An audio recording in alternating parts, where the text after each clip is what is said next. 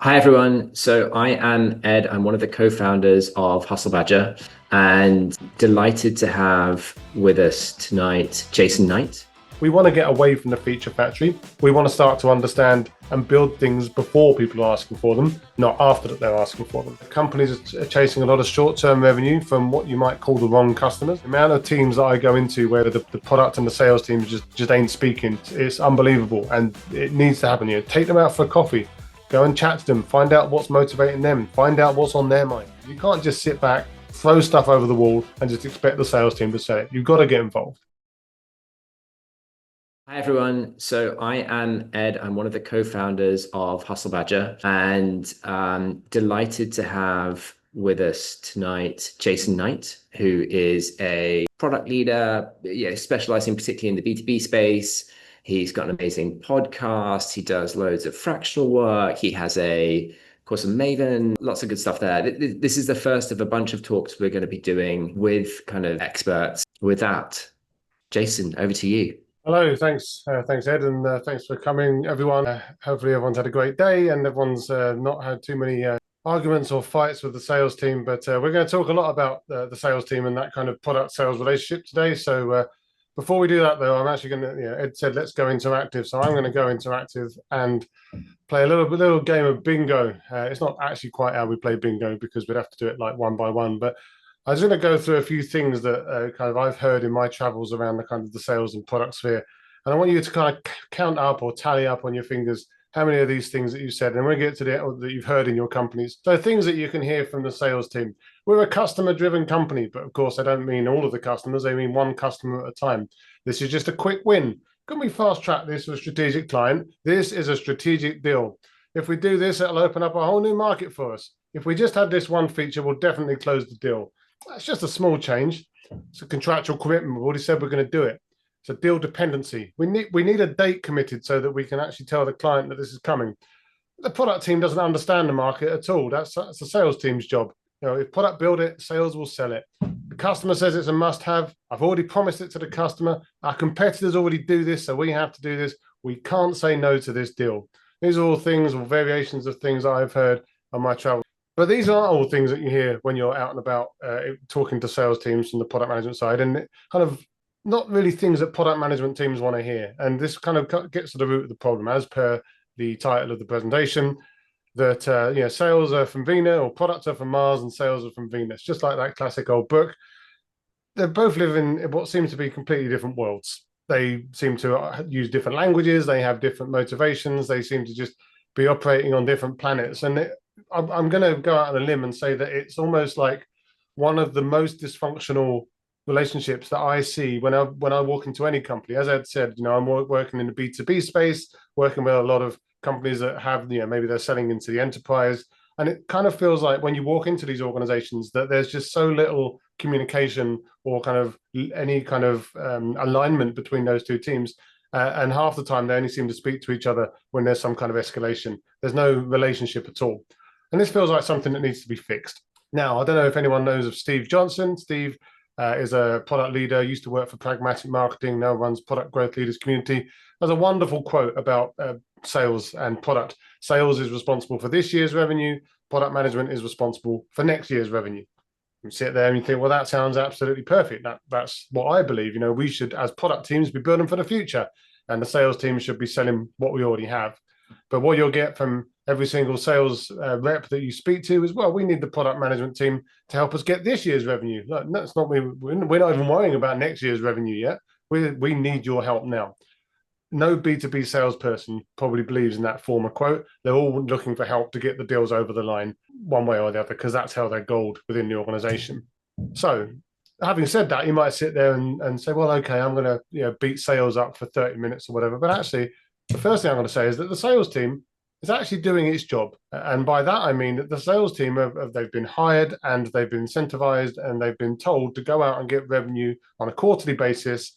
They have targets. If they don't hit the targets, they probably get fired, or at the very least, they don't earn as much money, which means that they're in a situation where we can't exactly criticize them for going out and trying to do that, because that's what they've been told to do. And I genuinely believe that if we incentivized and targeted product managers exactly the same as we did with sales teams and gave them quarterly revenue goals, they would make all of the same decisions that the sales team, that we criticize sales teams for making. Then there's a question we have to ask ourselves: is the product management team doing its job? Now, we might sit there in our product management ivory towers and think that everyone needs to come to us and that we're the ones that are right, and all of the things that we believe from all of the books that we're talking about, that they're the ones that tell the whole truth, and that anyone else that doesn't follow our vision is not on board or not doing the right job. But I think a lot of the time it's fair to say that the dysfunction between product management and sales also comes from the product management side. Product management maybe aren't really, as I said before, working with the sales team. They're not speaking to the sales team. They're not trying to explain things to the sales team in a way that makes sense to them, and they're not listening to what the sales team are saying back to them. So I'm not going to sit there and make excuses for every single sales team out there, but at the same time, we do need to make sure that the product management team is doing its job as well. Another uncomfortable statement: no one in the business really cares about being product led, and you sound dumb when you say it. Now, I'm not 100% sure I believe in my own statement there, but I think there is some truth to this. This idea that somehow, to the previous point, that all we need to do is persuade salespeople to be product led, or to persuade the organization to be product led. We're not a sales led organization, we're a product led organization. It's like, look, there's obviously a lot to love around product led growth, which is a different thing to what people mean when they say product-led growth with user, self-service acquisition and upselling yourself into the products and referrals, and the kind of the pirate metrics, acquisition and activation, referral or revenue retention and referral. Like, that's a wonderful model and it works for a lot of products, but it doesn't work for all products. And it's naive to think that every single business can just go product-led growth. But that's not what people that say product-led means. What they seem to try to mean is products should be making all the decisions. And frankly, no one wants to be told that they're being led by anyone. Converting from sales-led to product-led isn't a goal. You've got to work together. A less uncomfortable statement: it's in everyone's interest to have a great product. Sales teams want to have a great product. If they have a great product, it's easier for them to sell. The more units or whatever licenses of that product that they can sell, the better for them, the better the money they get, the better they do in their career. And of course, it's in our interest to have a great product. So again, it's not that anyone wants the product to go bad or wants us to make poor decisions. It's simply a difference in opinion on the best way to get there. And I think it's in all our interests for both of us to come together on this stuff more, rather than treating it as two separate camps. So just a quick thing on how teams work, product and sales teams. Sales teams, we all probably know this, but just kind of a recap. Sales teams are speaking to individual customers one at a time. They're speaking to those customers now. They're not worrying about next year yet. Next year is going to come next year. They're worrying about revenue. They're being paid. Sales teams are being paid based on the performance. They're being paid on the revenue that they bring in directly. And generally speaking, it's always the sales teams, they're the ones with the bell or the gong that they can ring. They're generally a large and influential organization. They're the ones that get celebrated when the big deals come in. You never see the product team getting lauded for winning the big deal. It's the sales team, because they've done the work to get that deal in. Product team, generally speaking, looking at broader market segments. They don't not care about individual customers, but they definitely care about market segments more. They're looking hopefully to the future. And they're looking at market potential, sort of revenue in the long term, not instant, immediate revenue. But it's fair to say that in many cases, their compensation seems to be tied to, in some cases, barely anything. They kind of get paid whatever happens, which isn't always true, but certainly in many organizations, there does seem to be a disconnect. They're not being bonused, as we said before, on winning the deals. They're not being bonused on revenue. They're being paid kind of whatever happens to some extent. Again, not in all companies, but certainly in some companies. And generally speaking, a much smaller and less influential team. Many organizations that are sales driven, they may be very much seen as facilitators rather than strategic enablers. And generally speaking, just not necessarily put on the same pedestal as the people that are bringing the revenue in. So again, sort of two different worlds. And people that are looking at three different horizons. Like if we think of the kind of McKinsey-esque kind of three horizons, we have the now, maintaining and defending core business. We have the near future stuff, that emerging businesses, stuff that's coming up. Future, creating innovative new businesses. Sales team obviously looking at maintaining and defending and selling the now. Marketing doing a lot of that as well as some of the kind of the future facing stuff to generate demand for future things. And of course, executives straddling everything, because they're looking at the now, they're looking at the next, and they're looking at the future as well. And ideally, you want to have the product team primarily focusing on in the nurturing of the emerging stuff and maybe helping a little bit, if you see down here, a little bit sort of day-to-day help with the existing work, but not spending all of their time in the now, spending a lot of the time on the next. In that sort of situation, the executives will be giving sort of vision and strategy to product. The product team will be giving the kind of market and customer awareness to the marketing team. They'll be working with the sales team, who will be giving feedback to the product team. But it's very much kind of feedback for the future versus feedback for the now. And this is what you would call kind of a high functioning B2B product company, where you have this relationship of it's a virtuous cycle from executives down to sales and back round again. Sales feeding the future of the product and selling the present. But what you get often in companies is the old cliche, the feature factory, where executives are telling the product team and the marketing team and the sales team what to do. The sales team, or in fact, pretty much everyone is spending all of their time in the now. No one's particularly worrying about the future yet because it hasn't arrived. And sales are delivering not just feedback and future-facing ideas to the product team, but actually making specific demands to the product team, which they need to make to land the deals, sell the product, and move forward. And that puts you in this kind of inevitable kind of just almost tactical loop where you're always just building the next thing in the order that it comes up, which isn't necessarily particularly strategic. And it does, in theory, mean that you, as it says at the top, get eaten alive by competitors. Maybe not today, maybe not tomorrow, but someday soon for the rest of your life, because ultimately some people are going to be making those longer term bets. And unless you kind of cast your eye forward and kind of get out of this sort of now death loop, then eventually you're going to get overtaken. But we do have to obviously go back to the fact that the one metric that matters to these teams is revenue delivered by quarter, because that's what they're bonused and incentivized on, and potentially fired if they don't hit. So that then puts us in a tricky situation, because why would a sales team want to worry about something that might happen in a year's time if they might not be here if they don't sell what they've got now? And it's obviously very easy for them to go out and speak to customers who want things and come back and demand those things. And if that unlocks revenue now, that's potentially a good thing, because again, a bird in the hand is worth two in the bush, or whatever that stupid phrase is. But this revenue obsession leads to what I christened, and sorry, Ed, I think I did come up with it first, this idea of revenue debt, where companies are chasing a lot of short-term revenue from what you might call the wrong customers, people that maybe aren't good fit, or the product doesn't solve all the problems for. This leads to misaligned revenue, which brings in money in the short term, but means that the product ends up being kind of a bit disconnected, because you're having to build various different things in different directions based on the order that salespeople can get conversations with prospects. So this cash, then you end up building too much cash across too many disconnected types of customer, because we built something for them, and we built something for them, and we built something for them, and all of a sudden we've got loads of money in each of those pots, but actually the uses and the kind of use cases and the jobs to be done for all of those different groups is just slightly different. And you end up then having to try and build lots of different things to satisfy all these different market segments. Locks the company in, makes it harder to evolve the product, makes the product less coherent, because your product's gone all over the place now, because you just took it deal by deal rather than having a strategy and rather than focusing. So the only way to get around that is to accept that you may have to take some short-term pain. You may have to fire some customers. You may have to, at the very least, maybe not fire them, but concentrate on certain customers over other customers rather than trying to concentrate on everyone. The problem is, of course, that when you go to a financially minded executive and say, hey, we want to lose 20 million in revenue because we're going to fire a bunch of customers, they're immediately going to ask you what your plan is to get that 20 million of revenue back, plus all the extra revenue that you also should have been making at the time.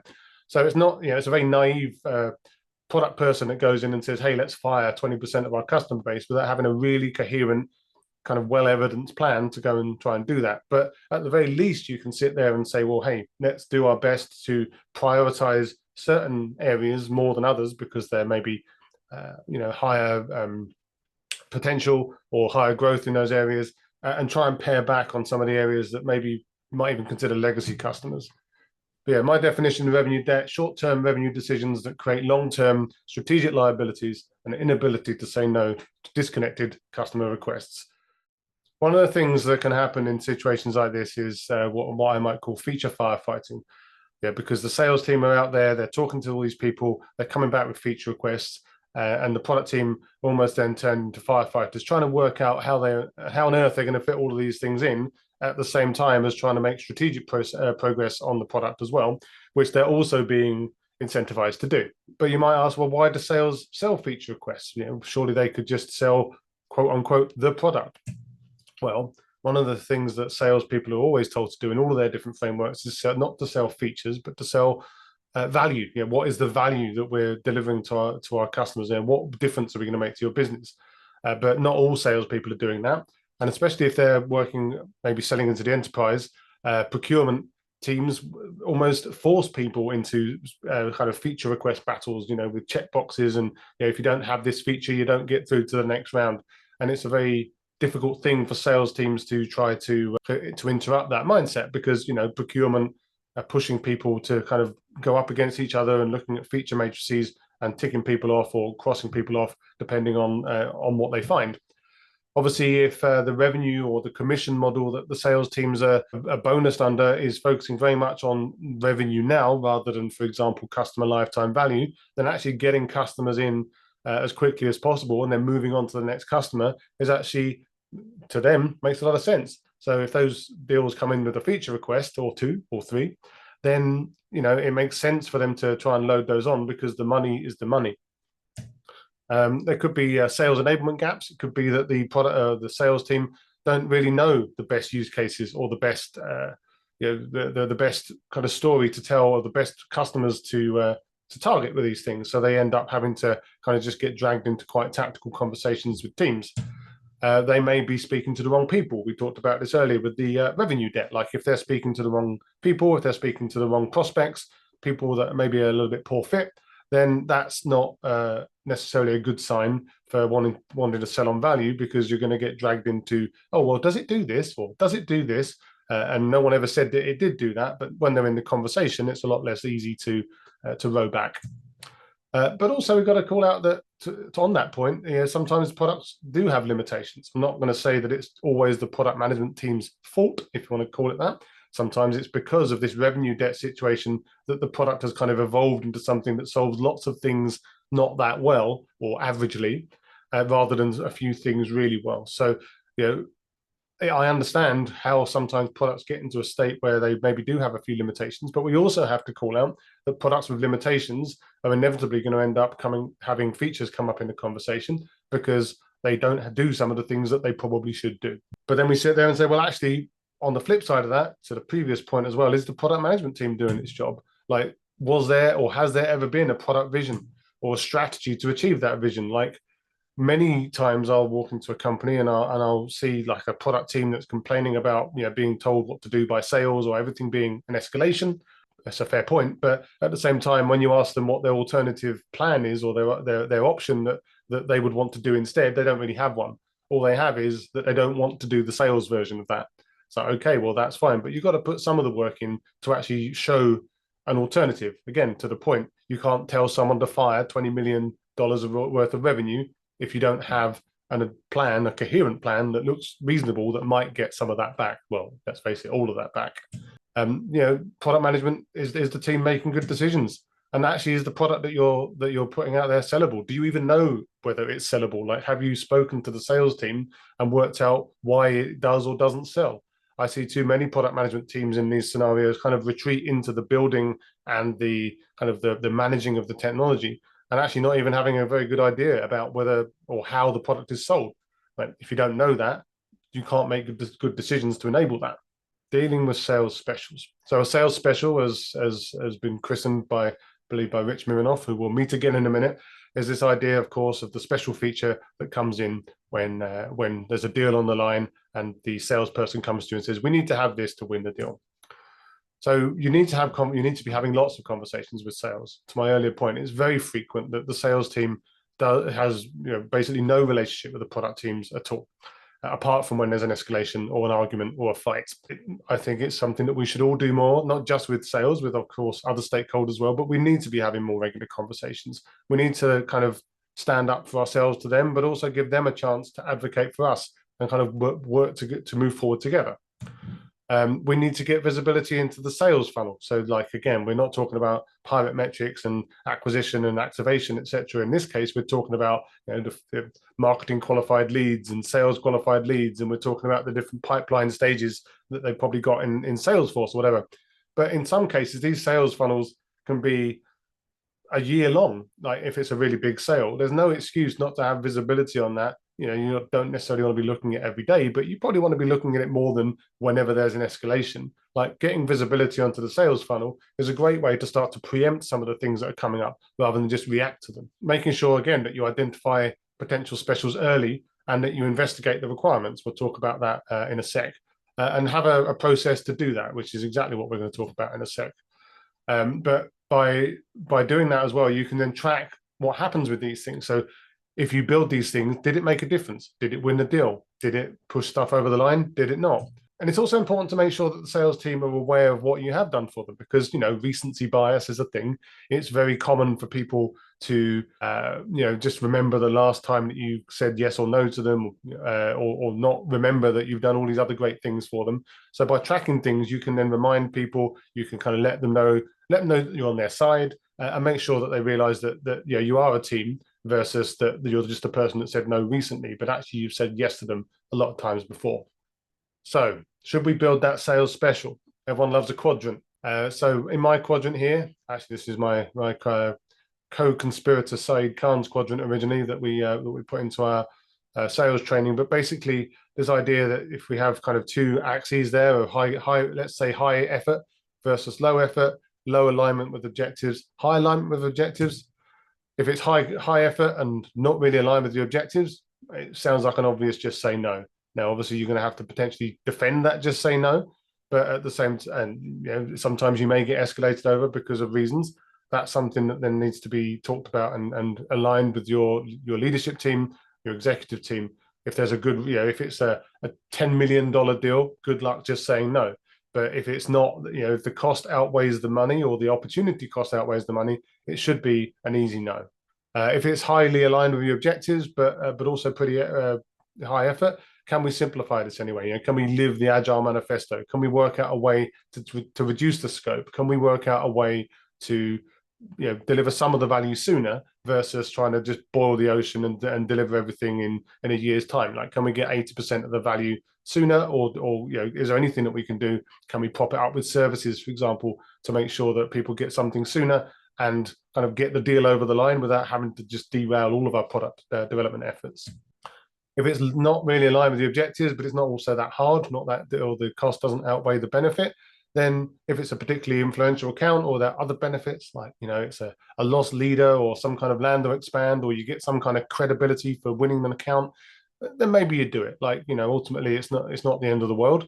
Otherwise, again, it should be an easy no if you can defend it. But if it's highly aligned with the objectives but not that hard, it could just be a sequencing problem. Like maybe you wanted to do this thing anyway, but it was just something that you weren't going to do yet.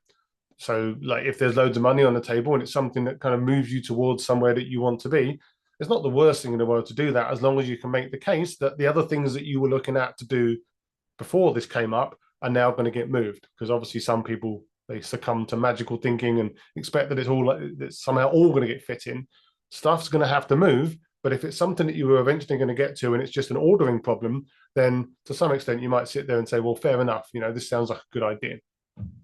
So a matrix like this, again, you're going to have to be able to defend your decisions, but it's just a way to think. And you can also try and share this with the executive team to kind of get their buy-in as well, to say, okay, look, does this make sense to you? Like maybe even identifying certain factors that maybe make it like the thing here about influential accounts or other benefits. Like, are there other things? What are some of the criteria that we might sit there? Is it about certain sizes of deals? Is it about certain sizes of customer? Whatever. It's going to be different per company, but trying to agree with this with the leadership team and trying to hold them to it is a good first step. And then you can use that as a kind of a discussion point with the sales team. But you do need, we talked here about objectives. You do need to have objectives. You need to have a vision and a strategy. If you don't have vision and a strategy, there's no objectives to measure it against. You need to understand what the market needs so that you can feed that strategy. You need to be able to speak to customers to understand what the feature request is in the first place, because you can't necessarily rely on the sales team bringing back a fully fleshed out 5 whys jobs to be done framework. Like that's not even their job; it's your job. So one of the things that you can obviously do is go and speak to the prospects and try to understand the feature request in the first place. But you also need a leadership, and product leadership that are, strong opinions weakly held. There's a goal. We're definitely going that way, but at the same time, how we get there isn't important. If you're in an organization that doesn't believe these things, if your leadership is expressly telling you that they don't want to operate in a situation like that, then you have to some extent embrace the fact that you're in that quote unquote feature factory that we talked earlier, and just get really good at shipping software. Now, that's a decision. It's not a decision for everyone, but at the same time, if you're being told that the company doesn't want any of these things, then it's going to be very difficult to push back against anything, and that's something you just need to understand and accept in your reality. We talked about it, agreeing this with the leadership team. Make sure that when you're having these escalation meetings, that it's not just a free for all. Kind of have some kind of product council or deal review council. Make sure you hold these meetings on a regular basis, regular enough that you're not just, or not so regular that you're having conversations all the time, but regular enough that you can kind of keep up your deal flow. Making sure that you do stick to this, or remove the idea of magical thinking. Make sure that everything is an or an X or, not an and. Tell them what they're not getting, tell them the impact of not getting that thing, and make sure that you agree and write down that agreement. But of course, sales teams are good at escalating. Cover that in a second. So you do need to have your evidence, and you need to have an understanding about like what it is that they're going to get or not get if this happens, and try and depersonalize it and make it based on facts and data as much as possible. Rich Miranoff. Hopefully, some of you know Rich. He's got some great stuff. B2B companies hire the most persuasive people that they can to go out and persuade people to buy our software. And then we're surprised when you tell salespeople no that they use those exact same skills to persuade the CEO or other leaders that you should really be doing that thing. So you're sitting there saying, well, we told the sales team no, and somehow we've still got escalated over. Well, that's because you've gone up against the most persuasive people in the company. We shouldn't be surprised when they turn those persuasive skills on their own leadership team. So when you do have to say yes, I do think it's important to pick your battles. Like I've seen too many teams, and frankly myself as well, just burn all of my credibility by trying to fight almost dogmatically such and such a deal that it's like, to paraphrase Breaking Bad, like they made their decision 15 minutes ago. Like there's no way that this isn't going to happen. The best way that you can do, or best thing that you can do, is to try to get through it versus not getting invited to meetings anymore because people think that you're not a serious partner to the business. So, try and judge how much you want to pick a battle over something where maybe the decision has already been made. Because if this is way down to the sales process for a big deal, may well be too late to try and win them over by quoting bits of Inspired at them. You may have to try and find a different approach to get through it. Like again, if it's a big deal, for a strategic deal, and your job, as I kind of touched on, is to get out of the other side intact. Your job is to make sure that you can reduce the impact on your roadmap. Go to that de-scoping thing. Can we deliver 80% of the value, etc., versus trying to boil the ocean. And make sure it doesn't happen too often. Like ideally, you want to kind of get ahead of the wave. You want to get ahead of the sales wave. If we think of that earlier chart that we were looking at, where you're saying that in a feature factory they're doing this, but in a well-functioning company they're doing this. We want to get away from the feature factory. We want to start to understand and build things before people are asking for them, not after that they're asking for them. So, that takes time, but that's the way to get out of it, is to make sure that you're ahead of that sales wave rather than always playing catch up. So if you do get such a feature request, it's important, first of all, to speak to the sales team. Make sure that you're not taking things at face value. Make sure that you kind of dig in a little bit to try and understand what they believe that request is.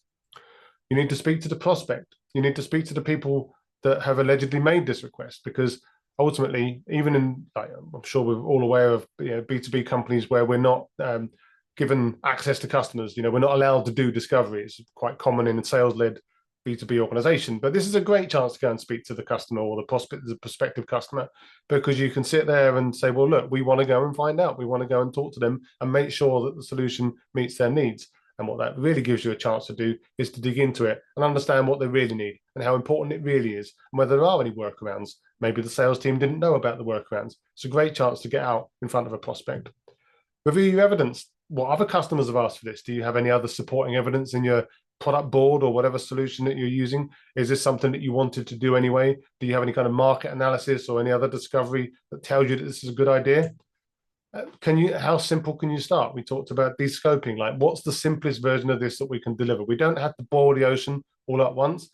We can certainly deliver something to get that deal over the line. That will keep the sales team happy because the deal will move forward. It will keep the customer happy because they'll be getting a large amount of the value from the smaller solution, potentially propped up by a service team, customer support teams can maybe help them with some of the bits that you didn't build yet.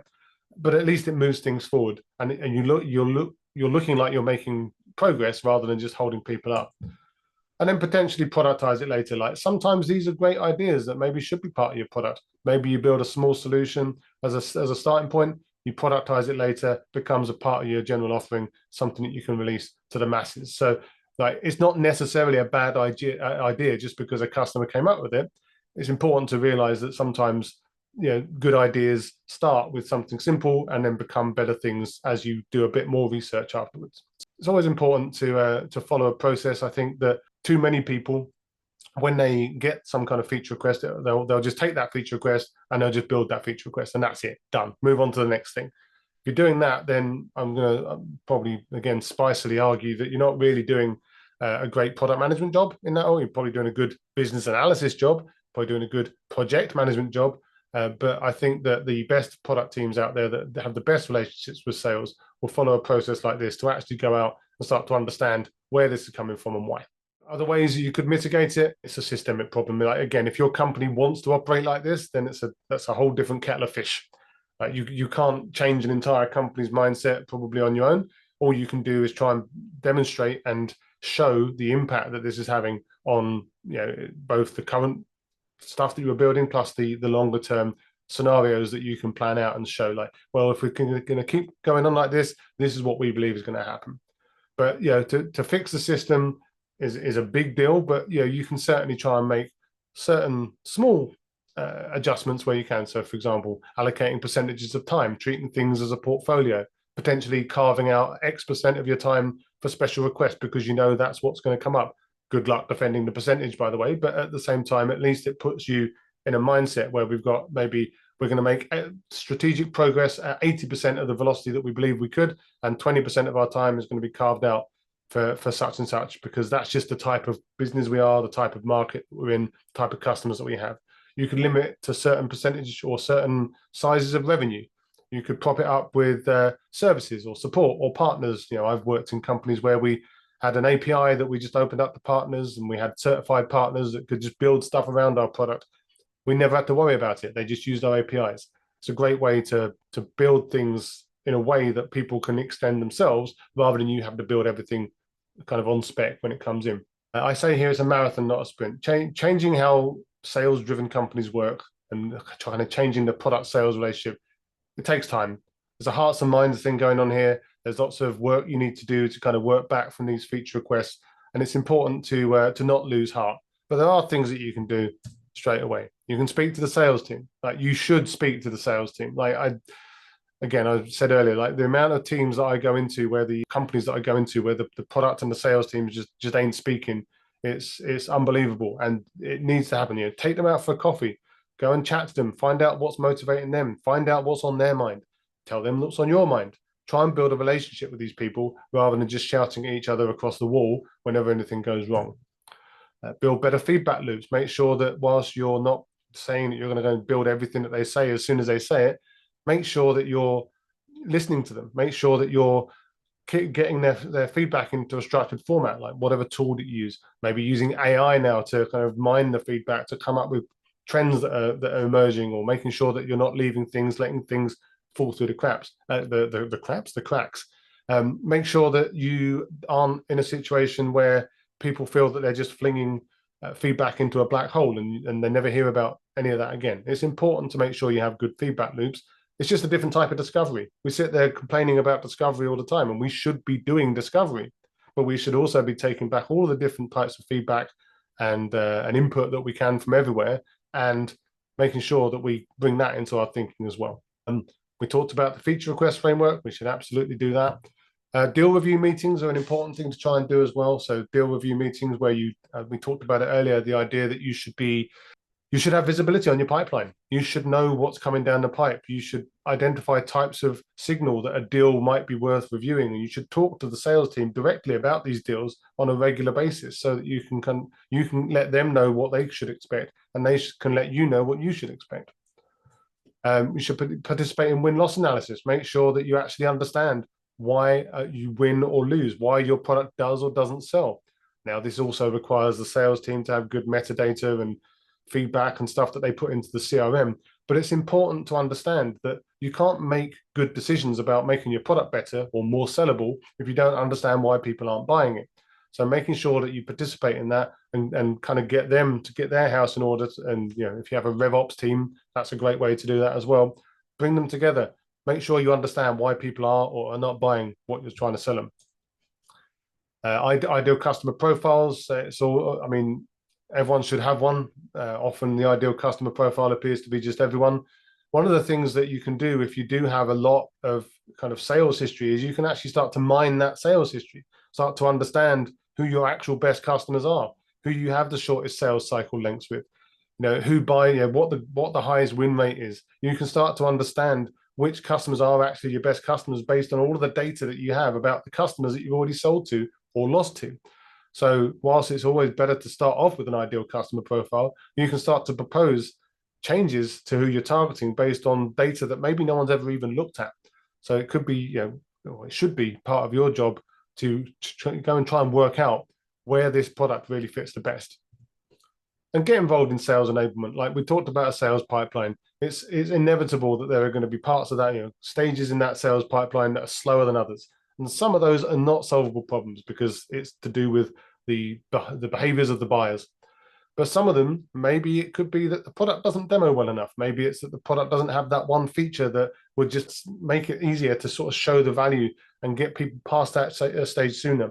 So I'm not going to say that the product team can solve every single sort of slow part of the sales funnel, but at the same time, you should check and you should understand what parts of the sales funnel are slower and which are faster, and try and identify what you can do to actually help. Because if you can't sell the product, if the sales team can't sell the product for you, you've either got to make it fully product-led growth and good luck with that, or you've got to try and find a way to help them. You can't just sit back, throw stuff over the wall, and just expect the sales team to sell it. You've got to get involved.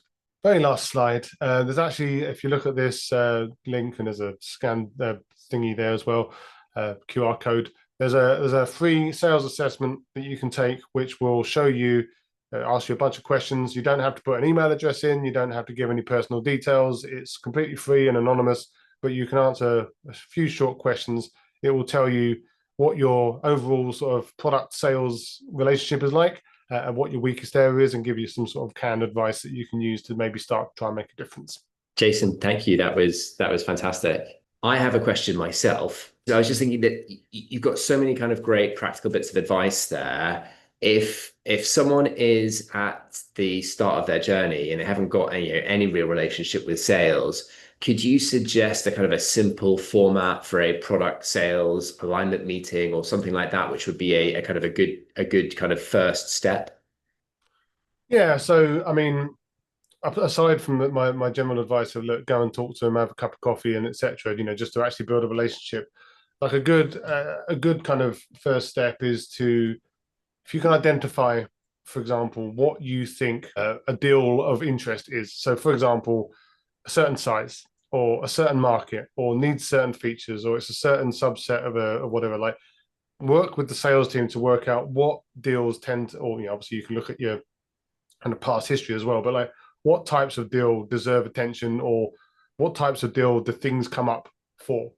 You can then use that to say, okay, well, if a deal meets any of these criteria, we want to talk about it, and we want to talk about it in an open fashion on, let's say, a monthly basis. You can get you get the sales rep in, or the head of sales, whoever it is that wants to come and talk about it. Obviously, the sales rep would be the best person because they're closest to the deal, and just ask a bunch of structure. First of all, obviously, how's it going? Any updates? Any feedback from the prospects? Any kind of areas that you're not sure about, any areas that maybe you need clarification on, any questions about the product, or is there anything that you need to move the thing along, to move it to the next stage? And are there any requirements or any kind of indications of requirements coming up so that we can start to, but first of all, let you know, like, yeah, okay, yeah, that it absolutely does do that, or it absolutely doesn't, or we need to go away and investigate that, and we'll get back to you by X. So, I mean, that's kind of off the top of my head, but that's the kind of process I would want to go through. Identify what makes a deal worth investigating, and then set up a structured meeting where you speak through deals that kind of hit that trigger point, and then either answer it in the moment or go back and find them afterwards once you've done the investigation. Yeah, super. Thanks very much. How big a part do you think organizational design and culture plays in the relationship between sales and product? From experience, trying to build these relationships with sales and gradually improve the processes is very challenging when the culture itself promotes sales-driven feature factories. Are there important factors beyond the individual level here?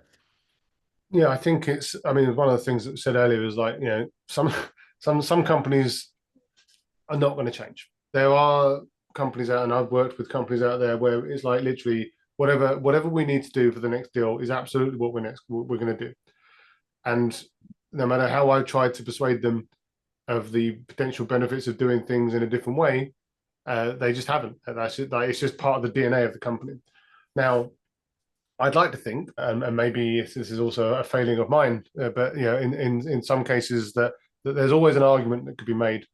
But obviously, the argument that needs to be made isn't so much, oh yeah, we should be more producty.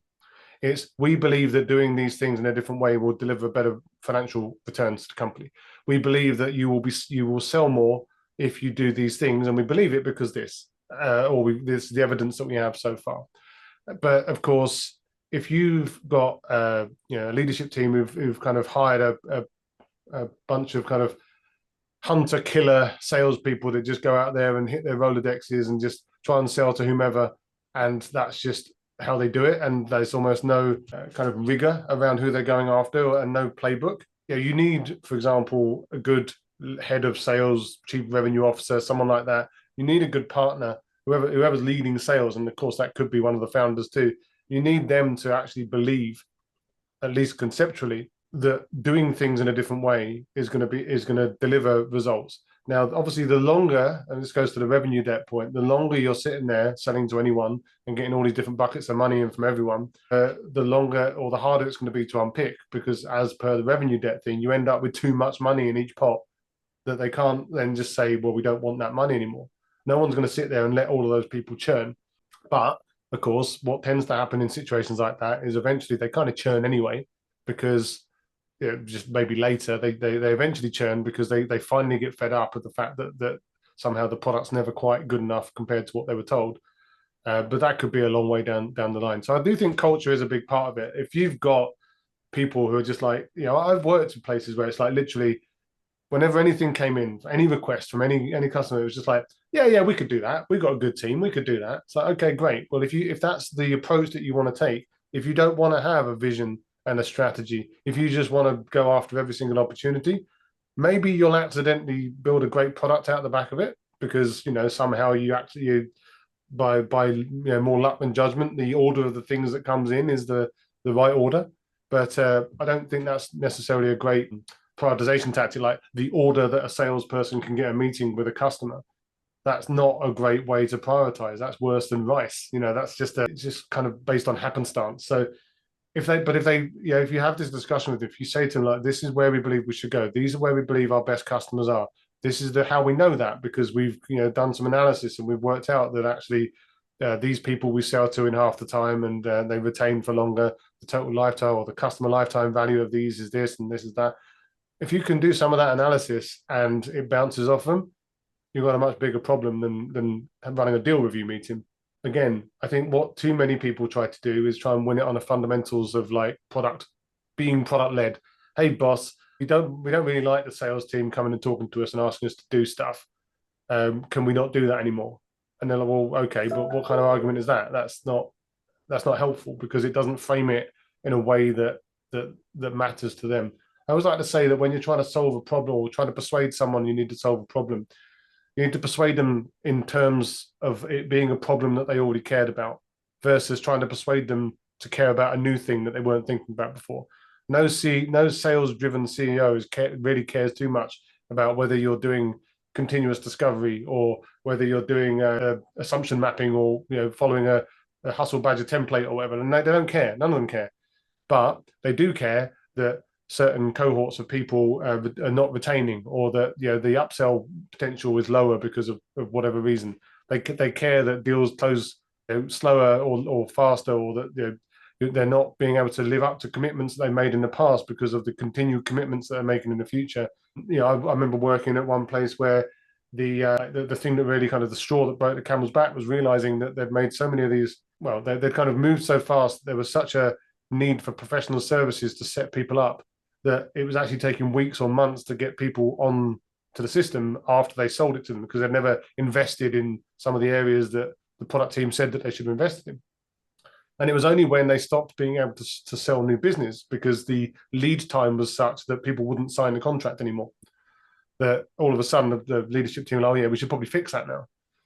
So sometimes you need to try and find, there's this kind of concept of an Overton window, like where things move from being unthinkable to inevitable. Like, find the events that happen that prove that you're right about a thing, and use that as leverage to say, well, actually, we don't want this thing to happen anymore. You definitely don't want this thing to happen anymore. If we do so, if we invest some time into this area, it could make this thing not happen or less likely to happen in the future, which means that in theory, because it's then resonating with them because it's something that they've just seen, it could give you permission to try and make a small move. Yeah. Yeah. Great. And as I say, this is just the first of many talks. If you've got people you'd like us to hear from or got any feedback on the session, please do let us know. But thank you very much, Jason, for coming along. It's been fantastic. That was like super dense just in terms of insights and Yeah, sorry feedback. about that. No, that was amazing. That was great. Thank you so much.